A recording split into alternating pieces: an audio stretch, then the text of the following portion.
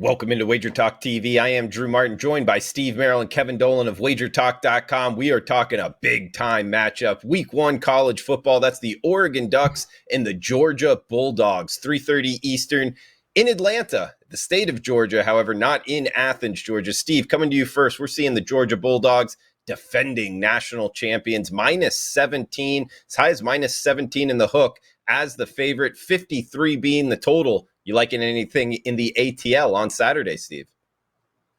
Well, it's considered a neutral site, but obviously I think we would all agree you probably got to give Georgia a few points for home field advantage. My power ratings make this line around 19 and a half, right below that key number of 20. So then on the surface, a top 20 program like Oregon getting 2.5 touchdowns might be enticing, but to be honest, I'm not sure the line is high enough.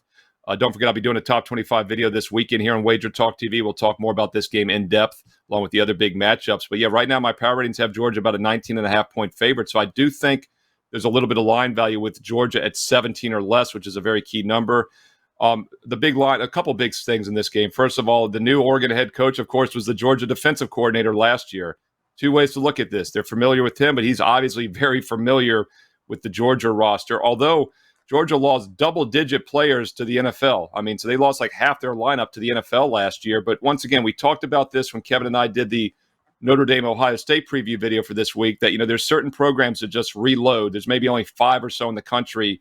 Ohio State's one of them. Alabama, of course. Georgia is in that ranks as well. So even though they lost a lot, they'll still be very experienced, especially on offense. Coming in as the 43rd most experienced team on O. Defense, though, 122. That's where they lost a lot of talent. And then on top of that, they lose Lanning as well, the defensive coordinator, as I mentioned. So to make an argument, maybe we'll see some points, which would be the exact opposite, of course, of last season when Georgia and Miami played that snooze fest in week 1. What was it? 10-3, I believe. And, it turned out to be a pretty good showing. Clemson in Georgia last year, played that 10-3 snooze fest in week 1. I think Georgia will have more offense this year. As far as Oregon, new head coach, as I mentioned, but they've also got a big quarterback transfer in Bo Nix, and that is Auburn. So he's familiar with Georgia as well. But then again, Georgia is very familiar with him. So a lot of interesting storylines in this game. I do think there's some line value with still Georgia at 17 or less, and hard not to see the Bulldogs putting up some points, even though the Georgia defensive coordinator, new head coach at Oregon, knows them well. So we'll see how this one plays out. Should be a great game on Saturday night. It really should. And Kevin, we get the Pac-12 versus the SEC here.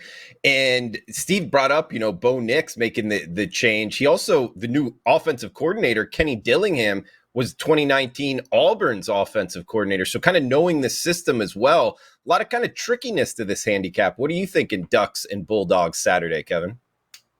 Yeah, trickiness is an understatement, Drew, to be honest. Interesting game. Steve mentioned Dan Lanning obviously coming over from Georgia, but I agree. This is an extremely, or it looks at least, an extremely tall task for Oregon in this one. The Ducks have a talented roster, obviously. That was always, Mario Cristobal's main strength as well in recruiting.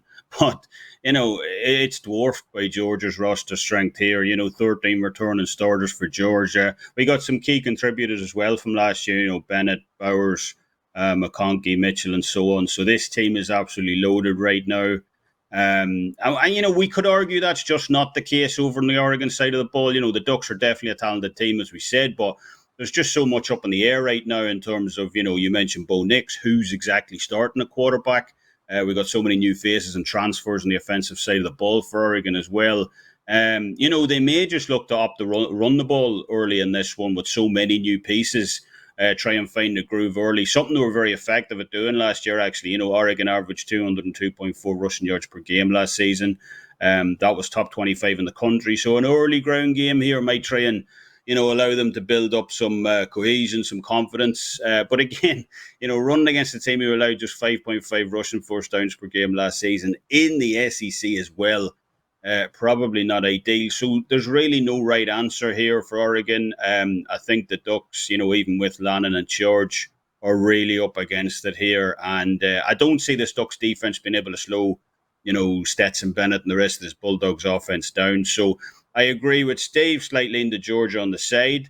But I do expect that dominance by the Bulldogs to turn into points as well. So a stronger play for me, at least in this one, will be on the over 53, as, I do expect Oregon to put up, at least their fair share of points in this one as well. So, I like that over 53 for me in this one.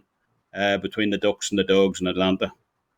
All right, good stuff from Kevin Dolan. You heard from Steve Merrill as well. Check them both out, WagerTalk.com. Also, keep in mind, guys, $2 Tuesdays, each and every Tuesday. Top handicappers, top play, discounted to just $2. Check it out, WagerTalk.com.